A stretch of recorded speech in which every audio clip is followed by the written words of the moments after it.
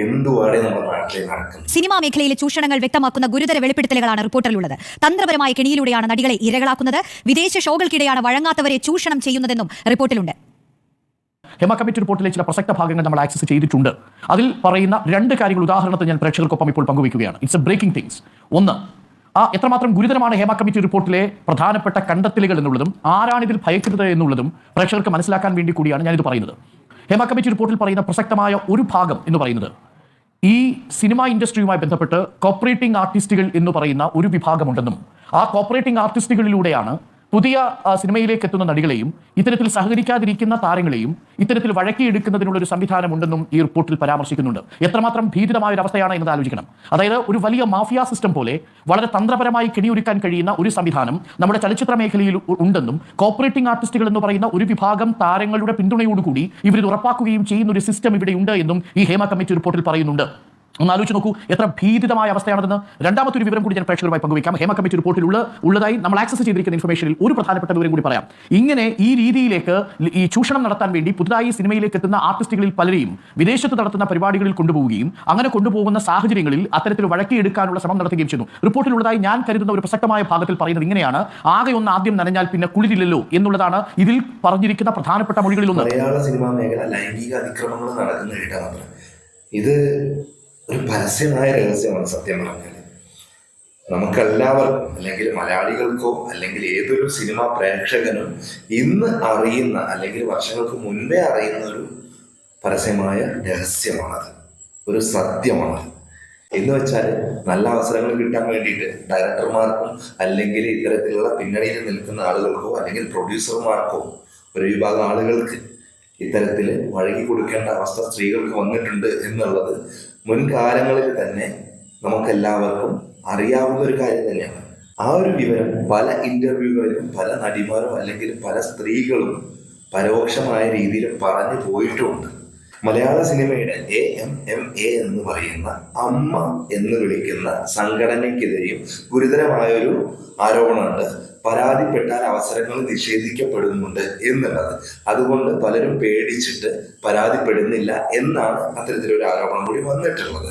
ഞാനൊരു കാര്യം ചോദിക്കട്ടെ, ഈ അമ്മ എന്ന് പറയുന്ന സംഘടന ഇവർക്ക്, അതായത് പരാതിപ്പെടുന്നവർക്കെതിരെ നിൽക്കുന്നുവെങ്കിൽ, ഈ പറഞ്ഞിട്ടുള്ള ആരോപണം ശരിയാണെങ്കിൽ അമ്മ എന്ന് പറയുന്ന സംഘടന ഇത്തരത്തിൽ പരാതിയുമായി വരുന്ന വ്യക്തികൾക്ക് അല്ലെങ്കിൽ സ്ത്രീകൾക്ക് എതിരെയാണ് പ്രവർത്തിക്കുന്നത് എങ്കിൽ നമ്മൾ മനസ്സിലാക്കേണ്ട ഒരു കാര്യം, അരിയാഹാരം കഴിക്കുന്ന മനുഷ്യർ മനസ്സിലാക്കേണ്ട ഒരു കാര്യം, ഈ അമ്മ എന്ന് പറയുന്ന സംഘടനയിലെ പ്രമുഖ വ്യക്തികൾ ആരൊക്കെയെന്നും ഈ വ്യക്തികൾക്കെതിരെയല്ലേ ഇത്തരത്തിലുള്ള ആരോപണങ്ങൾ ഇപ്പോൾ ഇവർ ഉന്നയിച്ചിട്ടുള്ളത് എന്നുമാണ്. അങ്ങനെ ഒരു വേർതിരിവ് കാണിച്ചിട്ട് സ്ത്രീകൾക്കെതിരെയുള്ള അതിക്രമങ്ങൾ കണ്ണടയ്ക്കുന്നുണ്ട് അമ്മ എന്ന് പറയുന്ന സംഘടന എങ്കിൽ അതിൽ അക്ഷരങ്ങളൊന്ന് അങ്ങോട്ടും ഇങ്ങോട്ടും മാറ്റി നിർത്തി അമ്മ എന്നുള്ളത് മാമ എന്നാക്കുന്നതായിരിക്കും കുറച്ചുകൂടി ഉചിതം എന്ന് എനിക്ക് തോന്നുന്നു.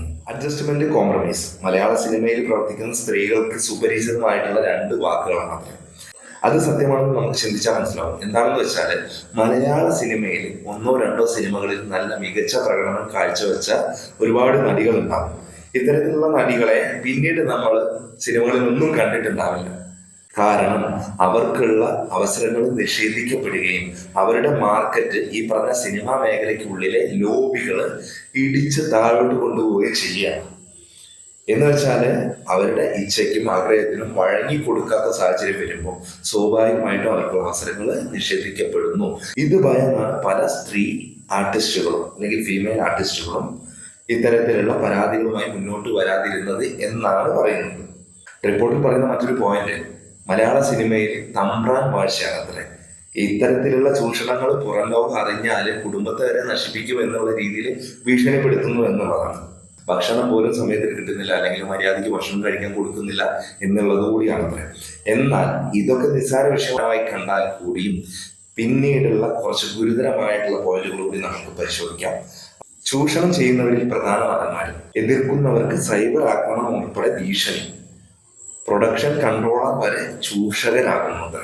എന്ന് വെച്ചാൽ പ്രൊഡക്ഷൻ കൺട്രോളർമാർ വരെ ഇത്തരത്തിൽ ആർട്ടിസ്റ്റുകളെ സമീപിക്കുന്നു എന്നാണ് പറയുന്നത്. രാത്രികാലങ്ങളിൽ വാതിലിൽ വന്ന് മുട്ടുക, വാതിൽ തുറന്നിട്ടില്ലെങ്കിൽ ശക്തിയായിട്ട് വാതിൽ ഇടിക്കുക, എന്ന് വെച്ചാൽ വാതിൽ ചവിട്ടി പൊളിക്കും എന്നുള്ള ഭയത്തോടു കൂടി പോലും സ്ത്രീകൾ ആ റൂമുകൾക്കുള്ളിൽ ഉറങ്ങേണ്ടി വരുന്ന അല്ലെങ്കിൽ കഴിഞ്ഞു കൂടേണ്ടി വരുന്ന ഒരു സാഹചര്യമാണെന്നുള്ളത് നമുക്ക് മനസ്സിലാക്കാൻ പറ്റുന്നുണ്ട്. ഒന്ന് ചിന്തിച്ച് നോക്കുക, എത്ര ഭീകരമായിട്ടുള്ള അവസ്ഥയാണ് സ്ത്രീകൾ നേരിടുന്നത് ഇതുപോലുള്ള സെറ്റുകളിൽ എന്നുള്ളത്.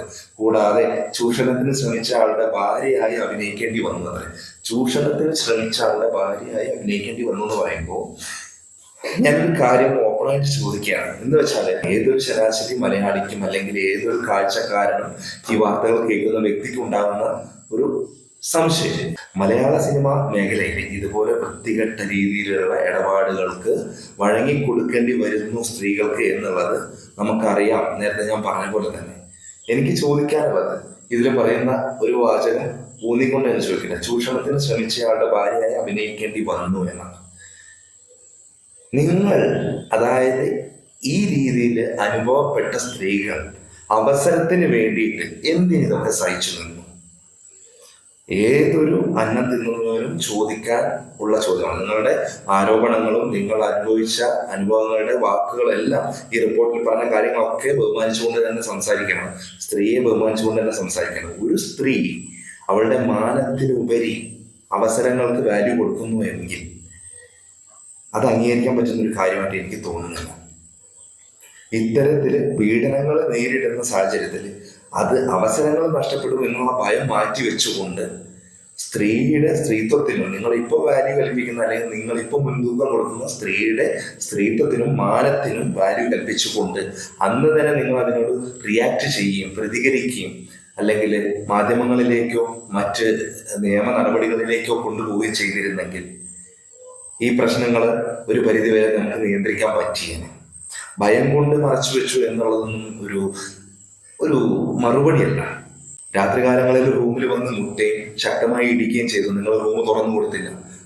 എന്നിട്ട് എഴുന്നേറ്റ് പോയി രാവിലെ ഈ പറഞ്ഞ് വന്ന് മുട്ടിയിട്ടുള്ള ആളുകൾക്കോ അല്ലെങ്കിൽ ചൂഷണത്തിന് ശ്രമിച്ച ആൾക്കോ മുൻപിൽ അല്ലെങ്കിൽ അയാളുടെ കൂടെ സംഗമിച്ച് ഭാര്യയായിട്ട് അഭിനയിക്കുക എന്നൊക്കെ പറഞ്ഞാൽ നിങ്ങൾക്ക് എങ്ങനെ ഇതിന് സാധിച്ചു എന്നുള്ളതാണ് എൻ്റെ ചോദ്യം.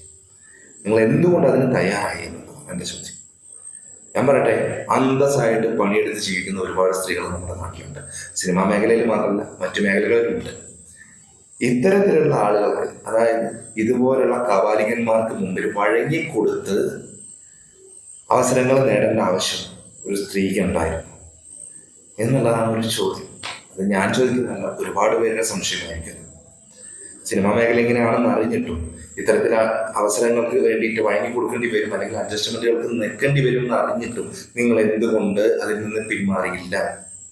എന്നിട്ട് ഇപ്പോൾ വന്ന് നിങ്ങൾ ഈ റിപ്പോർട്ട് അല്ലെങ്കിൽ ഇതുപോലുള്ള പരാതികൾ, ആരോപണങ്ങൾ ഉന്നയിക്കുന്നതിൽ എന്താ അർത്ഥമാണുള്ളത്?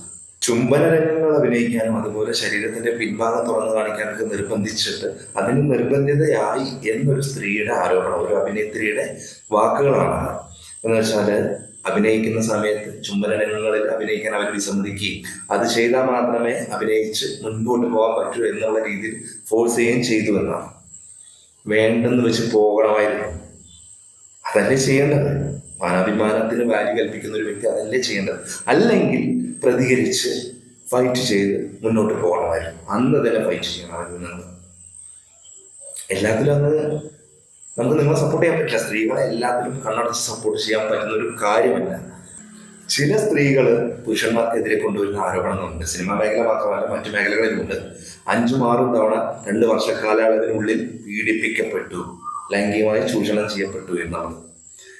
ഒരു കാര്യം ഓപ്പണായിട്ട് തന്നെ ചോദിക്കുകയാണ്, ഒരിക്കൽ ഇത് നടന്നു കഴിഞ്ഞാൽ നിങ്ങൾക്ക് അറിയില്ലായിരുന്നു അത് പീഡനമാണെന്ന്, നിങ്ങളെ ലൈംഗികമായി ചൂഷണം ചെയ്യാണ്, നിങ്ങളെ ശരീരം അവർ ഉപയോഗിക്കണം. രണ്ടാമതും അറിഞ്ഞില്ലേ? മൂന്നാമതും 4-ാമതും 5-ാമതും നിങ്ങൾ അറിഞ്ഞില്ലേ? 6-ാമതാണോ നിങ്ങൾക്ക് ഇതിന്റെ തിരിച്ചറിവ് കിട്ടിയത്? അല്ലെങ്കിൽ ഈ 6-ാമത് നടന്ന് 2 വർഷം കഴിഞ്ഞിട്ടാണോ നിങ്ങൾക്ക് ഇതിന്റെ തിരിച്ചറിവ് ഉണ്ടായത് എന്നുള്ളൊരു ചോദ്യം അവിടെ പ്രസക്തമാണ്. കാരണം ഇത്തരത്തിലുള്ള സാഹചര്യങ്ങളിൽ നിങ്ങളുടെ നേട്ടം കൂടെ നിങ്ങൾ മുൻനിർത്തിക്കൊണ്ട് വഴങ്ങി കൊടുക്കുകയും പിന്നീട് ഒരിക്കൽ എന്തെങ്കിലും ക്ലാഷ് ഉണ്ടാകുന്ന സമയത്തോ അല്ലെങ്കിൽ എന്തെങ്കിലും തരത്തിൽ അഭിപ്രായ വ്യത്യാസങ്ങളോ പരസ്പര വിദ്വേഷമോ ഉണ്ടാകുന്ന സമയത്ത് പീഡന കേസ് എന്നുള്ള വ്യാജേന ഇതിനെ വളച്ചൊടിച്ച് പുരുഷനെ അല്ലെങ്കിൽ ഓപ്പോസിറ്റ് ജെൻഡർ ആയിട്ടുള്ള ഒരു വ്യക്തിനെ കരുവാക്കി അയാളുടെ ഭാവിയും അയാളുടെ ജീവിതവും നശിപ്പിക്കാനുള്ള ഒരു ശ്രമം. ഞാൻ പറയുന്നത് സ്ത്രീകൾ തന്നെയാണ് സ്ത്രീകളുടെ ഏറ്റവും വലിയ ശത്രു എന്ന് ഞാനിവിടെ പറയും. അതിന് ഒരുപാട് പേര് എതിർത്ത് സംസാരിക്കുന്നുണ്ടാവും, ഒരുപാട് പേർക്ക് ഞാൻ ഈ പറയുന്നത് ദഹിക്കാതെ വന്നേക്കാം. പക്ഷെ നിങ്ങൾ ചിന്തിക്കുക, പീഡനം എന്ന് പറയുന്നത് അല്ലെങ്കിൽ ഒരു റേപ്പ് എന്ന് പറയുന്നത് പരസ്പരം അറിഞ്ഞുകൊണ്ട് സമ്മതത്തോടു കൂടി സംഗമിക്കുന്നതിനെ അല്ല. ഒരു സ്ത്രീയെ ഫലമായി അവളുടെ സമ്മതമില്ലാതെ ലൈംഗിക ചൂഷണം ചെയ്യുന്നതിനെയാണ് പീഡനമെന്നോ റേപ്പ് എന്നോ ഒക്കെ നമുക്ക് പറയാൻ പറ്റും. അല്ലാതെ അവൾ അനുവദിച്ച് അവളുടെ സമ്മതത്തോട് കൂടിയിട്ട് അല്ലെങ്കിൽ പരസ്പര സമ്മതത്തോട് കൂടിയിട്ട് നിങ്ങൾ ഇത്തരത്തിൽ ഒരുമിച്ച് കഴിഞ്ഞ ദിവസങ്ങൾ അതിനെ പിന്നീട് ഒരിക്കലും പല്ലിക്കുത്തി മണപ്പിക്കുന്ന പോലെ അയാളെ തകർക്കാൻ വേണ്ടി കേസാക്കുന്ന ഒരുപാട് സ്ത്രീകൾ നമ്മുടെ മാധ്യമങ്ങളിലൂടെ നമ്മൾ കണ്ടിട്ടുണ്ട്, പല ന്യൂസുകളും നമ്മൾ കണ്ടിട്ടുണ്ട്. അത് വെച്ചിട്ടാണ് ഞാൻ ഈ സംസാരിച്ചത്. കാരണം ഈ സിനിമയിൽ അഭിനയിക്കുന്ന കാലഘട്ടങ്ങളിൽ അനുഭവിച്ച കാര്യങ്ങളാണ് ഇപ്പോൾ ഈ റിപ്പോർട്ടിൽ പലരും തുറന്നു പറഞ്ഞിട്ടുള്ളത്. അന്ന് നിങ്ങളത് തുറന്നു പറയാതെ അവർക്ക് വഴങ്ങി കൊടുക്കുകയും അല്ലെങ്കിൽ അവരുടെ ഇച്ഛയ്ക്ക് അനുസരിച്ച് നിന്ന് കൊടുക്കുകയും ചെയ്തിട്ട് ഇതുപോലുള്ള കാര്യങ്ങൾ സിനിമയിൽ നടക്കുന്നുണ്ട്, സ്ത്രീകൾ ഇങ്ങനെ ചൂഷണങ്ങൾ അനുഭവിക്കുന്നുണ്ട് എന്ന് പറയുന്നത് എവിടത്തെ ന്യായമാണ്? നിങ്ങൾ ഈ പറഞ്ഞ ആരോപണങ്ങളൊക്കെ അംഗീകരിക്കാം, പക്ഷെ ഇത് എന്തുകൊണ്ട് നിങ്ങൾ അന്ന് ചെയ്തില്ല എന്നുള്ളൊരു ചോദ്യത്തിന് നിങ്ങൾ മറുപടി പറയേണ്ടി വരും. പ്രായപൂർത്തിയാകാത്ത കുട്ടികൾ അവരെ ചൂഷണം ചെയ്യുന്നു എന്നാണ് വേറൊരു ആരോപണം ഉള്ളത്, അല്ലെങ്കിൽ വേറൊരു പോയിന്റ് ആ റിപ്പോർട്ടിലുള്ളത്. അത് ചെയ്തിട്ടുണ്ടെങ്കിൽ ഞാൻ പറയുന്നത് അത് ചെയ്തത് ഏത് തന്തയില്ലാത്ത പ്രമുഖരാണെങ്കിലും ശരി, പ്രമുഖനെന്നോ അല്ലെങ്കിൽ ഒരു മുതിർന്ന നടനെന്നോ മുതിർന്ന പ്രവർത്തകനെന്നോ സിനിമാ പ്രവർത്തകനെന്നോ പറഞ്ഞ് അതിനെ ഇത്തരത്തിൽ ലാഘവത്തോടെ എടുക്കാതെ ആ വ്യക്തിയുടെ മുഖം മൂടി വലിച്ചേറി അയാളെ വെളിച്ചത്ത് കൊണ്ടുവരിക. അങ്ങനെയാണെങ്കിൽ ഈ കേരളം മുഴുവൻ നിങ്ങളെ കയ്യിലെടുത്ത് സപ്പോർട്ട് ചെയ്യും. ഒരാൾ പോലും നിങ്ങളെ കുറ്റപ്പെടുത്തില്ല. തെളിവോട് കൂടിയിട്ട് വേണമെന്ന് പറയുന്നില്ല, ആ വ്യക്തിയുടെ പേര് പറയാൻ നിങ്ങൾ തയ്യാറാണോ? തെളിവ് പിന്നത്തെ കാര്യമാണ്. നിങ്ങൾ ആരോപിക്കുന്ന പ്രമുഖനെന്ന് പറയുന്ന ഏതൊരു വ്യക്തിയാണ്, ആ വ്യക്തിയുടെ പേര് പറയാൻ നിങ്ങൾ തയ്യാറാണ്. അതല്ലാതെ എന്ത് റിപ്പോർട്ട് നിങ്ങളെ പുറത്തു കൊണ്ടുവന്നിട്ട് എന്താ കാര്യം? ശരി, ഇത്തരത്തിലുള്ള കാര്യങ്ങളൊക്കെ അവിടെ നടക്കുന്നുണ്ട്, നമുക്ക് എല്ലാവർക്കും അന്നും ഇന്നും അറിയുന്ന, ഞാൻ നേരത്തെ പറഞ്ഞ പോലെ പരസ്യമായൊരു രഹസ്യം. ഓക്കെ, അതിൻ്റെ കൂടെ ഇതാരെന്ന് നിങ്ങൾ പറയാൻ തയ്യാറാവാതെ എന്താണ് ഈ റിപ്പോർട്ട് കൊണ്ട് നിങ്ങൾ ഉദ്ദേശിക്കുന്നത്? ആർക്ക് ശിക്ഷ കൊടുക്കണമെന്നാണ് നിങ്ങൾ ഉദ്ദേശിക്കുന്നത്? ആരോപണ വിധേയനായിട്ടുള്ള പ്രമുഖൻ ആരെന്ന് നിങ്ങൾ പറയണം. 100 പേരുണ്ടെങ്കിൽ 100 പേരെയും കുറ്റക്കാരനാക്കാൻ പറ്റില്ല. ചെയ്തവനെ മാത്രമേ നമുക്ക് കുറ്റക്കാരനാക്കാൻ പറ്റൂ. അതാരാണെന്ന് നിങ്ങൾ പറയാതെ എങ്ങനെ ഈ റിപ്പോർട്ട് പൂർണ്ണമാകും? ചൂഷണം ചെയ്യുന്നവരിൽ പ്രമുഖ നടന്മാരും അല്ലെങ്കിൽ പ്രധാന നടന്മാരും എന്നൊക്കെ പറഞ്ഞിട്ടാണ് ഇങ്ങനെ റിപ്പോർട്ട് കൊടുത്തുകൊണ്ടിരിക്കുന്നത്. ഞാൻ വീണ്ടും ചോദിക്കുകയാണ്, നടിമാർ നിശബ്ദം സഹിക്കുന്നു എന്നാണ് പറയുന്നത്. എന്തിന് സഹിക്കുന്നു? ആർക്ക് വേണ്ടി സഹിക്കുന്നു? അവനവന്റെ നേട്ടത്തിന് വേണ്ടി സഹിച്ചു അല്ലേ? അല്ലെങ്കിൽ പേടിച്ചിട്ടൊന്നും വീണ്ടും വീണ്ടും പറയാതിരിക്കണം. നിങ്ങൾ പേടിയൊന്നും അല്ലാതെ നിങ്ങൾക്ക് അവസരം നഷ്ടപ്പെടുന്നുള്ള പേടിയാണ്. അല്ലാതെ മാനത്തേക്കാൾ വലുതല്ല ജീവനെന്ന് കരുതി നിങ്ങൾ അത് റിപ്പോർട്ട് ചെയ്യണമായിരുന്നു. അന്നേ അതിന് നിങ്ങൾ റിയാക്ട് ചെയ്യണമായിരുന്നു. സോഷ്യൽ മീഡിയ ഈ 4 വർഷം മുമ്പും ഉണ്ട്. 4 വർഷം 2019 ഈ റിപ്പോർട്ട് അല്ലെങ്കിൽ ഇത്തരത്തിലൊരു പെറ്റീഷൻ പോകുന്നതെന്നാണ് നമുക്ക് മനസ്സിലാക്കാൻ സാധിച്ചിട്ടുള്ളൊരു കാര്യം. അങ്ങനെയുള്ള സാഹചര്യത്തിൽ സോഷ്യൽ മീഡിയയും ഇന്നത്തെ കാലത്ത് സോഷ്യൽ മീഡിയയിൽ ലൈവായിട്ട് ഇല്ലാത്ത ഒരു വ്യക്തി പോലും സിനിമാ മേഖലയിൽ ഉണ്ടാവില്ല. പോട്ടെ, നമ്മുടെ സോഷ്യൽ മീഡിയയിൽ ഇല്ലാത്തൊരു കുഞ്ഞു പോലും ഇല്ല സത്യത്തിൽ. സിദ്ദീഖിന്റെ അടുത്തും ബാബുരാജിന്റെ അടുത്തും അതുപോലെ ഷൈൻ ടോമിന്റെ അടുത്തൊക്കെ ചാനലുകാർ ചെന്ന സമയത്ത് അവർ പറഞ്ഞിട്ടുള്ള ഒരു കാര്യമുണ്ട്. ഇതിൽ അവർക്ക് പൂർണ്ണമായിട്ടുള്ള ഒരു അറിവ് കിട്ടിയിട്ടില്ല, പഠിച്ചുകൊണ്ടിരിക്കുകയാണ്, പഠിക്കാൻ ഒരുപാടുണ്ട്, അല്ലെങ്കിൽ ഇതിൽ പറയുന്ന പോയിന്റുകളൊക്കെ എന്തൊക്കെ ആരൊക്കെ കുറിച്ച് എന്നുള്ളത് വ്യക്തമായിട്ടില്ല എന്നൊക്കെ അവർ പറയുന്നുണ്ട്. അതൊരു സത്യമായ കാര്യം തന്നെയാണ്. കാരണം റിപ്പോർട്ടിൽ പറയുന്നില്ല ഏത് വ്യക്തി അല്ലെങ്കിൽ ഏത് പ്രമുഖൻ എന്നുള്ളത്. നേരത്തെ ഞാൻ പറഞ്ഞ പോലെ അത് പറയാതെ ആർക്കും ഒരു ആക്ഷൻ ആർക്കെതിരെ എടുക്കാൻ പറ്റില്ല എന്നുള്ളൊരു വാസ്തവമായ കാര്യം തന്നെയാണ്. അതുകൊണ്ട് തന്നെയും ഈ പ്രമുഖ വ്യക്തികൾ ആരെന്നുള്ള ഒരു കാര്യം എത്രയും പെട്ടെന്ന് മീഡിയാസിലൂടെയോ അല്ലെങ്കിൽ മറ്റ് സോഷ്യൽ മീഡിയകളിലൂടെയോ ഈ പറഞ്ഞ ആരോപണങ്ങൾ ഉന്നയിച്ച വ്യക്തികൾ പുറം ലോകത്തെ അറിയിക്കുക തന്നെ വേണം. ബാത്റൂം പ്രശ്നം വന്നപ്പോൾ സ്ത്രീകൾക്ക് ബാത്റൂം പോകാനുള്ള സൗകര്യം, വസ്ത്രമാരാനുള്ള സൗകര്യമൊന്നും കൊടുക്കുന്നില്ല എന്നുള്ളൊരു വിഷയം വന്നപ്പോൾ അമ്മ എന്ന് പറയുന്ന സംഘടന പോലും അതിനെ സപ്പോർട്ട് ചെയ്തില്ല അല്ലെങ്കിൽ അതിലിടപെട്ടിട്ടില്ല എന്നും ആരോപണമുണ്ട്. അതുകൊണ്ടാണ് ഞാൻ പറഞ്ഞത്, നേരത്തെ പറഞ്ഞ രീതിയിൽ അല്ലെങ്കിൽ ഈ ആരോപണങ്ങൾക്ക് എന്തെങ്കിലും സത്യം ഉണ്ടെങ്കിൽ ഈ അമ്മ എന്ന് പറയുന്ന സംഘടന സ്ത്രീകളുടെ ഈ ബുദ്ധിമുട്ടുകൾ കണ്ണടച്ചെങ്കിൽ, അവർക്ക് എതിരെ കണ്ണടച്ചെങ്കിൽ അമ്മ എന്ന് പറയുന്ന പേര് മാറ്റി മാമ എന്നാക്കുന്നത് കുറച്ചുകൂടി ഉചിതമായിരിക്കും. സിനിമാ മേഖല മാത്രമല്ല, നമുക്ക് സമൂഹത്തിൽ ഏതൊരു മേഖല എടുത്തു നോക്കിയാലും സ്ത്രീകൾ ചൂഷണം അനുഭവിക്കുന്നുണ്ട്. അത്തരത്തിൽ അനുഭവിക്കുന്ന സ്ത്രീകൾ ഭയന്ന് പിന്നോട്ട് പോവുകയല്ല ചെയ്യേണ്ടത്.